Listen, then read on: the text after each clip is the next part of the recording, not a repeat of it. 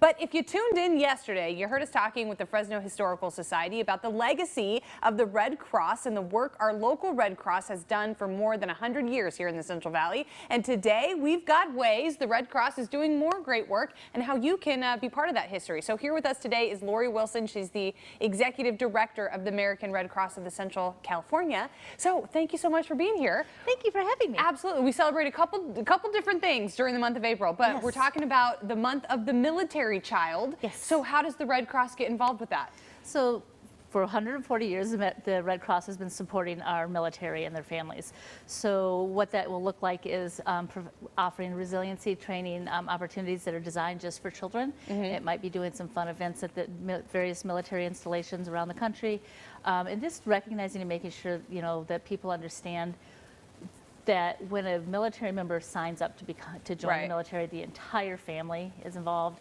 And so for our children to recognize them and appreciate them and understand that their experience is something that many children never do experience. Yeah. I mean, they have that pride of mom or dad or in the military, but at the same time, there's a lot of hellos and goodbyes. Yeah. And so recognizing that and thanking them and doing something special to just acknowledge, you know, what the families go with. Yeah, and I think sometimes we all need people to say, I see you, Yes. and I recognize you, and I know that it's tough. So what is kind of the experience of the military child that you've seen?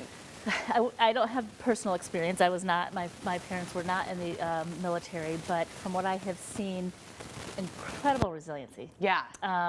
You know, anywhere on the spectrum of just, you know, loving the fact that they've been to so many places and they've seen so many places, to yet at the same time wanting to have some place that's just home, right? Right, that right. Consistency. A lot of hellos and goodbyes. So, you know, when the deployment is coming up or a PCS, a permanent change of duty station. Yeah. Sorry. I do have a little experience with the military, and everything has an acronym. Everything has an acronym. I know just enough to be dangerous. You know, like every time we go into a meeting on a post or a military base, they'll say something like, "Okay, now you've lost me."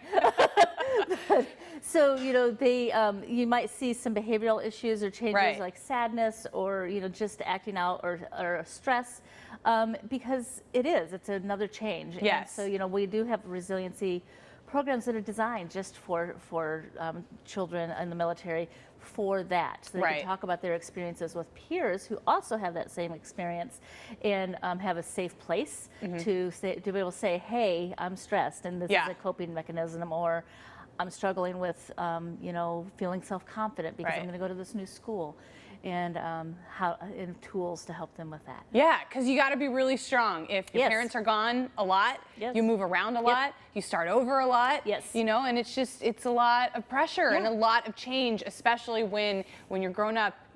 People and kids really like stability. Yes. And so resiliency is great for them, and the American Red Cross helps with that. But you guys also have a program called the Hero Care Network, and what's that? So Hero Care Network is our emergency communications. So if there's an emergency at home and with a military member being deployed or away at training, if there's an emergency at home and they need their military member home, they contact the Red Cross, the Hero Care Network, and we then validate and verify the information. And then we send that information to the command, so the command can make a decision as to whether or not to let the military service member come home. So that goes through us, so that they then have the information they need to make the decision on whether or not to send the military member home. Wow, I didn't realize that you guys had that connection with the military. I mean, that's a lot of sort of sway, and you know, it feels like we don't make it. It feels like based on random. But you're definitely an alliance for families who are in the military, who feel like if you're a spouse of somebody who's in the military, you feel very maybe at a loss of control. And so it can help if you know that you have that alliance to sort of speak up for you and give you some agency. Well, and so say you have an emergency at home and you need them home. Yeah. Navigating the military system to find your spouse. I mean, nowadays with technology, what it is, you know, oftentimes the spouse knows about it because of phone. You know, they have the phones and so on. But sometimes they go in what they call downrange, or they go in the box. And all technology is off. Yeah. There's no way to reach them. Yeah. So, you know, trying to know who the command is and who do you call. And so that's what we do. But first we validate the information. So like if it's say somebody's in the hospital and they're critically ill, we contact the hospital and we speak with the doctors and make sure, we kind of find out what the situation is and, ask the doctors, is the presence needed? I mean, is this and if they say that it is, then we relay that information to the command so that they can then decide to send them home or not. Now during COVID, it was a lot harder. But we're, fortunately, thank goodness.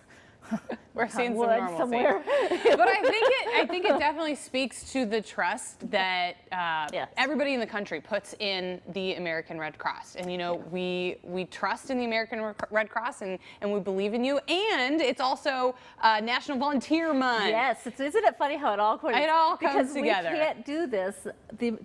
So the Hero Care Center is mostly paid staff, but all the follow-up that comes up. So like if there's somebody in our area from Lemoore or from with the guard here that has an emergency, it's our volunteers here who are going to follow up with the family members to see, first of all, did they hear from their service member? Were they able to come home?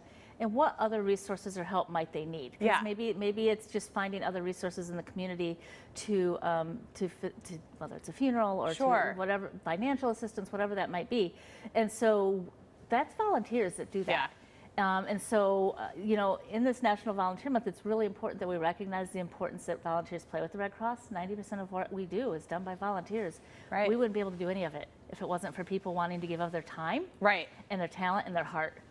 So, I mean, it really is a pretty, it all ties together. All ties together with volunteers. And there are plenty of ways to volunteer with the Red Cross. We will put the link on how you can get more information on our website. Lori Wilson, thank you so much for being here with us today. Thank you for having me. Absolutely. Coming up here on Central Valley today, the scholarship fundraiser that takes us back in time and sets up students for the future. That's next.